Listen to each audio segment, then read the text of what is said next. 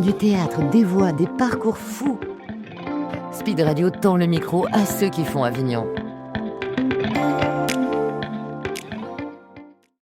Eh bien, bonjour à tous, on est sur Speed Radio, on est toujours sur le Chardonnay.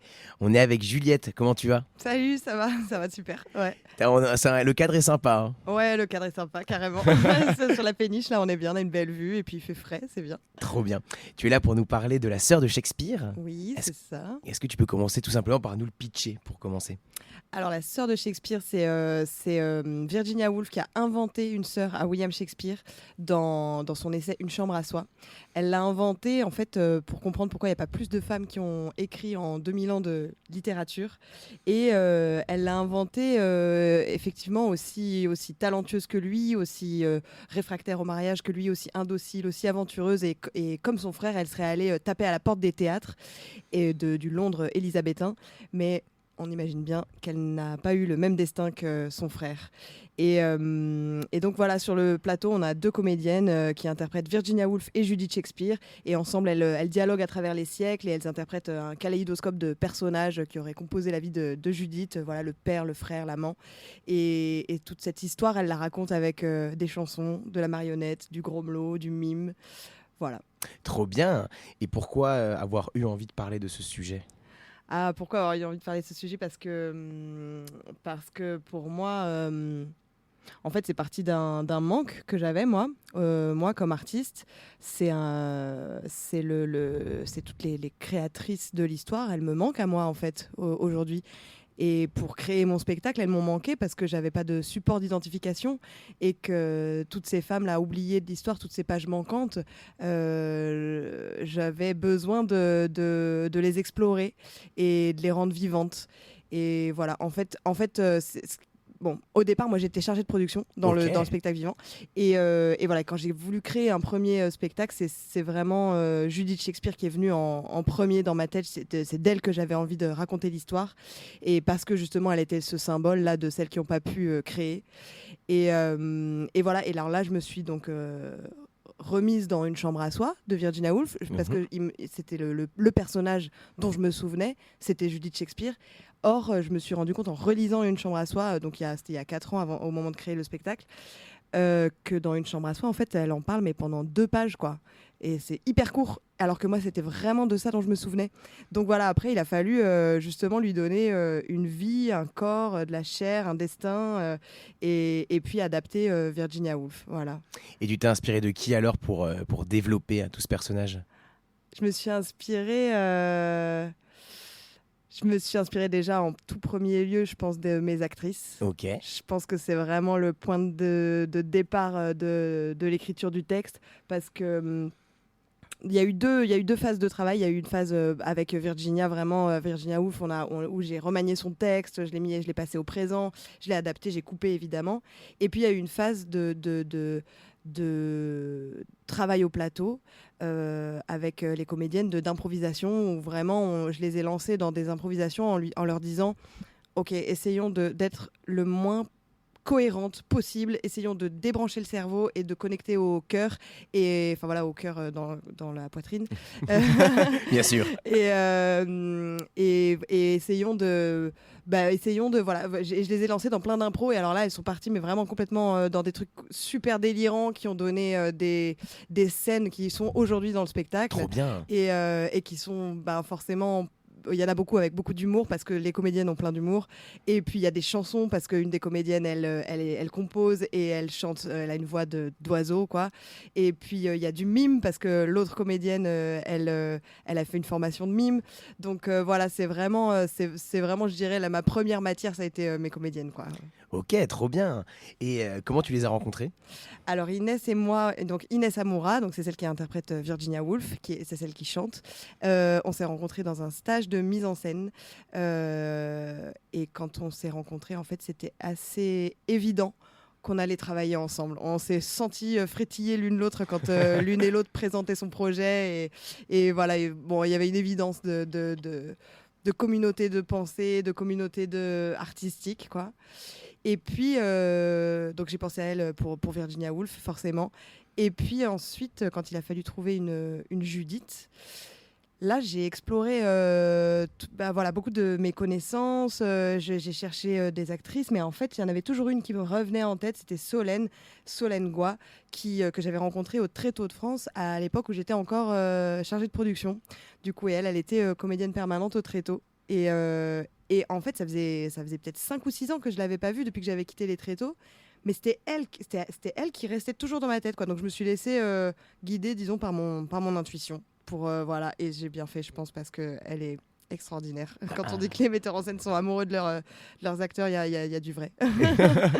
Trop bien, trop bien. Et est-ce que tu as rencontré des difficultés quand même à mettre en scène tout ça? Alors oui, la première difficulté, c'est adapter un essai théorique quand même, et un essai théorique, politique, féministe, un peu métaphysique, et en plus une pensée qui est très différente de la nôtre en France, parce que c'est une pensée à l'anglaise, donc plus pas du tout grand A, grand B, grand C, plus comme un ruisseau, une rivière, quoi, et avec plein de digressions. Et donc ça, c'était vraiment une partie très ardue, je dois l'admettre.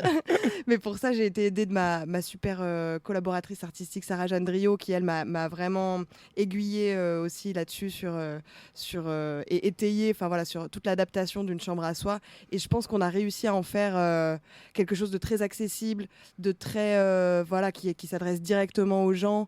Et voilà, je sais qu'il y a des gens qui sont rebutés par Virginia Woolf parce qu'elle est difficile à lire, c'est vrai. Il y en a d'autres qui l'adorent, et tant mieux, venez aussi, parce que vraiment, vous allez la retrouver. On est resté très fidèle à sa pensée et à sa langue et à son humour. Et c'est ça, ça c'était vraiment quelque chose d'assez...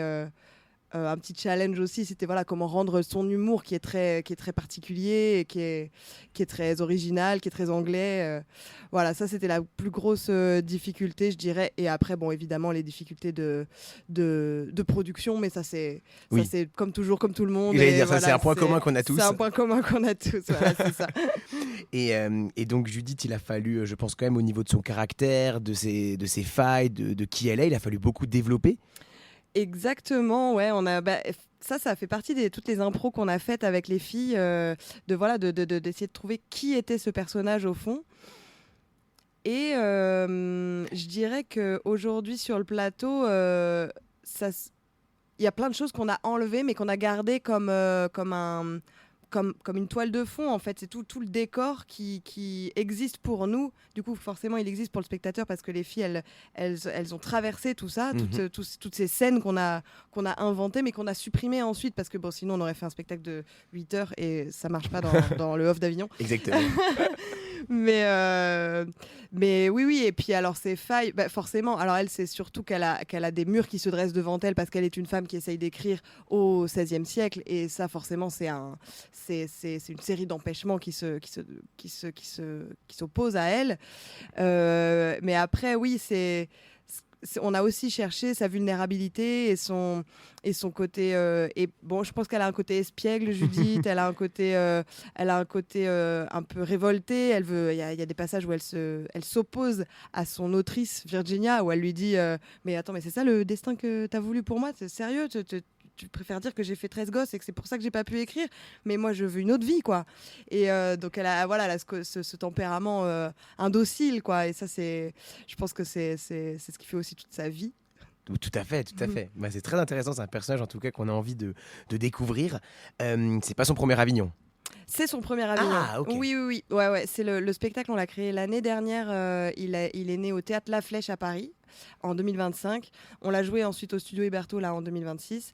Et voilà, c'est son premier Avignon. On a une tournée qui arrive là en 26-27. Et puis après, on verra pour toute la suite de sa vie en fonction de Avignon, comment ça se passe, quoi. Et ça se passe comment pour l'instant? Et pour l'instant, ça se passe super bien, ouais, vraiment. On a eu une complète déjà mardi dernier, donc on est hyper heureuse. Et voilà, les retours du public sont vraiment excellents. Et, à chaque fois, il y a des gens qui sortent avec des étoiles plein les yeux et qui nous attendent dans le hall pour nous parler, pour acheter le livre du bouquin, le livre de la pièce, parce qu'on l'a publié aux éditions L'Harmattan. Trop bien. Ouais, trop bien. Et voilà, donc non, pour l'instant, tous les feux sont au vert et les retours sont très bons et le bouche à oreille fonctionne, donc c'est une joie. Trop bien. Et c'est quoi votre technique pour le fly? pour la parade? Alors, on en a plusieurs. Bon, moi, je vais faire toute seule les files d'attente et puis voilà, je pitch un peu aux gens. Et puis on a une parade avec donc Inès Amoura et Solène Goua et donc en fait Inès elle a créé des petites chansons qui sont différentes de celles du spectacle pour faire en parade dans la rue à Avignon sur le thème du spectacle. Donc voilà, il y en a une où elle raconte qu'il faut absolument une chambre à soi pour pouvoir vivre, créer, écrire, être libre et dévorer le monde. Voilà, ça c'est toute la thèse de Virginia Woolf, mais elle l'a mis en chanson. et puis on en a sur l'air de Mary Poppins. C'est très très beau, elle a une voix vraiment tellement belle, les gens carrément se changent de rue pour venir nous demander un fly, alors ça c'est quand même très agréable. Ça c'est très agréable. Ouais, c'est clair. C'est quoi ces registres de chansons qu'elle interprète? C'est quoi là où elle est le plus à l'aise? Elle, je dirais qu'elle est mezzo-soprane, Okay. si c'est ça, c'est ça la question. mais bon, mais elle a quand même elle a quand même une palette assez déployée parce que elle a aussi adapté, fait des paroles sur une chanson d'Eminem, et donc elle le fait, voilà, pareil sur le thème du spectacle, elle le fait en rap dans la rue et c'est génial, quoi, ça cartonne. Et il y a même un rap dans le spectacle, il y a une partie, voilà, c'est un bout de texte de Virginia Woolf qu'on a vraiment transformé en slam rap avec une boucle qui marche hyper bien et qui arrive bam dès le début du spectacle pour dire ok, ça va pas être une conférence, accrochez-vous. Trop bien. Ok, donc la technique pour parader, c'est donc la chanson, et il y en a d'autres? La chanson, et après on a aussi Judith, donc Solène Goua qui interprète Judith, qui elle a, je dirais, une technique de... C'est un vrai petit clown en fait, cette comédienne. Ouais, elle est très drôle, et donc elle a un savoir-faire en gromelot anglais. Le gromelot, c'est un truc de théâtre où on fait que des onomatopées et où il n'y a pas de texte, quoi. Ou en yaourt, disons. Voilà. Okay. Elle fait du yaourt anglais qui est drôlissime, quoi. Donc voilà, on a aussi une technique où elle pitch le spectacle en gromelot et puis nous à côté on essaye de traduire aux gens, voilà, là elle vous dit que, donc voilà, ça marche assez bien aussi, c'est assez rigolo. Ah bah trop bien, effectivement. Ouais. Et je rappelle pour nos auditeurs, donc c'est la sœur de Shakespeare au théâtre La Luna à 12h55.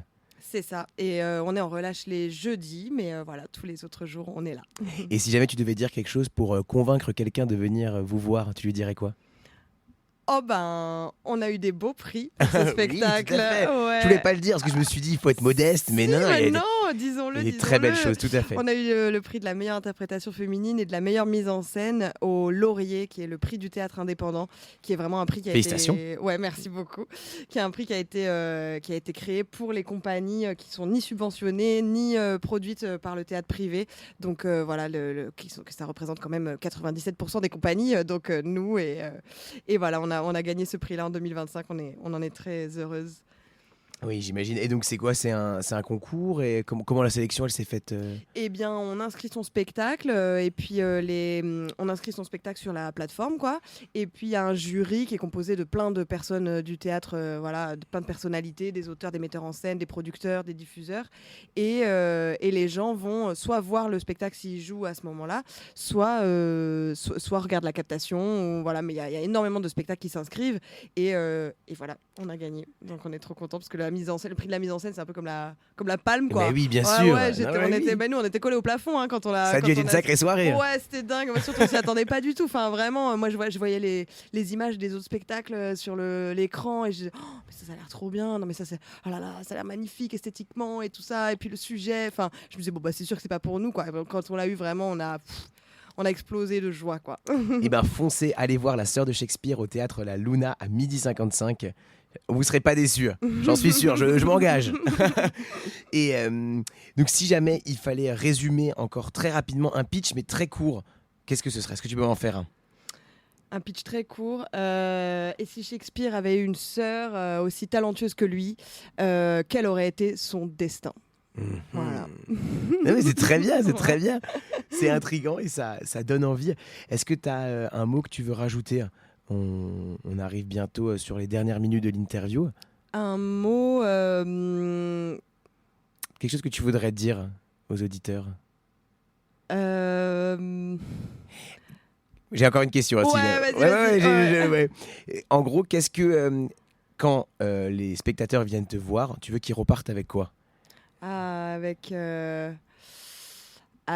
une sensation de réconciliation et de douceur et voilà, quand même de la joie. Parce que bon, c'est un sujet dramatique, mais on le traite avec beaucoup d'humour et je pense avec beaucoup d'amour. Et c'est quelque chose qui revient souvent dans les retours. On sent qu'on on a mis beaucoup d'amour dans ce spectacle et on en sort plein d'espoir. Et voilà, pour la suite et rempli par toute cette histoire de Judith, quoi. Ok, trop bien. Et c'est quoi la suite pour ce spectacle? J'imagine que tu veux continuer à le faire vivre. Oui, bah carrément. Et ben la suite, c'est que on a une petite tournée là l'année prochaine. On joue à Nérac et à Lacano en août. On joue à Marseille en octobre, dans le lycée dans le lycée même où j'ai découvert Virginia Woolf. C'est pas incroyable ça? Il n'y a pas de hasard, il n'y a que des rencontres. C'est trop beau. Ouais, je suis trop heureuse de ça. Et puis ensuite on le joue à Saint-Mandé en novembre. Voilà, et puis ensuite vers Clermont-Ferrand en avril, mais voilà, c'est quelques dates quand même de tournée l'année prochaine. Si vous voulez le voir en France, ça sera un plaisir. Trop bien. Et est-ce que tu peux nous parler aussi un peu de toi, Juliette? Quel est ton parcours? Eh ben moi, mon parcours, du coup, c'est que j'ai commencé par être chargée de production dans le spectacle vivant. Et je pense que, du coup, si j'ai créé ce spectacle, il y a aussi une part d'autobiographie forcément, mais je pense que dans tout premier spectacle il y a une part d'autobiographie. C'est mon premier spectacle du coup, et parce que je me suis pas identifiée comme une artiste au départ dans ma vie. Je me suis identifiée comme une organisatrice, une entrepreneuse. Donc voilà, j'organisais des tournées des spectacles des autres, j'organisais des festivals où j'accueillais les spectacles des autres, et c'était génial, j'ai adoré faire ça. Mais je me suis rendu compte au bout d'un moment qu'il me manquait une part de création, de créativité dans ma vie. Et voilà, c'est comme ça que j'ai créé ce spectacle. C'était il y a 4 ans. Voilà. Trop bien. Et ça a pris combien de temps Il a pris combien de temps à naître, La Sœur de Shakespeare? 3 ans. Ouais, okay. 3 ans, je dirais. Ouais. Bon, toi, pas non-stop, hein. Enfin, bien voilà, sûr. pas 24, mais 3 ans sans sortir. Ouais, c'est ça. Non, il faut bien travailler aussi pendant ce temps. Enfin, travailler. Oui. Avoir un travail rémunérateur, j'ai envie de dire. Avoir de l'argent, gagner de l'argent, on va dire. Ça. Mais ouais, non, sinon 3 ans entre la gestation, le moment où vraiment je me suis dit je vais créer ce spectacle, et le moment où il y a eu la première, c'est ça, ouais, 3 ans. Ok, ouais. Trop bien. Et enfin, est-ce que tu as une petite anecdote qui t'est arrivée pendant ce festival d'Avignon ou même pendant une représentation? Un truc un peu croustillant Attends. Ouais, je te prends de court. Ouais, hein. là, tu me prends dépourvu. Attends. Est-ce que j'ai une anecdote sur. Oh là là, mais non, c'est hyper calme pour l'instant en plus. Tant mieux. Mais ouais, non, mais on est hyper focus, quoi, en fait. Ce qu'il y a, c'est que. C'est concentré. Mais oui, on est hyper concentré. On essaye de pas. Voilà, on essaye de... La régie, t'as pas fait une merde? Non, on a un super régisseur trop chou qui s'appelle Christophe. Merci Christophe, il est trop bien, il est trop gentil. On a une équipe de chouchous à la Luna, ils sont tous adorables. Non mais c'est ça, j'ai même pas d'anecdote un peu croustille. Mais tant mieux, l'anecdote c'est que t'en as pas. Tant mieux, ouais, c'est ça. C'est que tout se passe bien. Ouais, c'est ça. Et bien écoutez, chers auditeurs, je vous incite fortement à aller voir La Sœur de Shakespeare au théâtre La Luna à 12h55. C'est ça, moi aussi je vous invite fortement à venir nous voir. Et ben écoute, merci. Merci à toi. À bientôt, au revoir. À bientôt.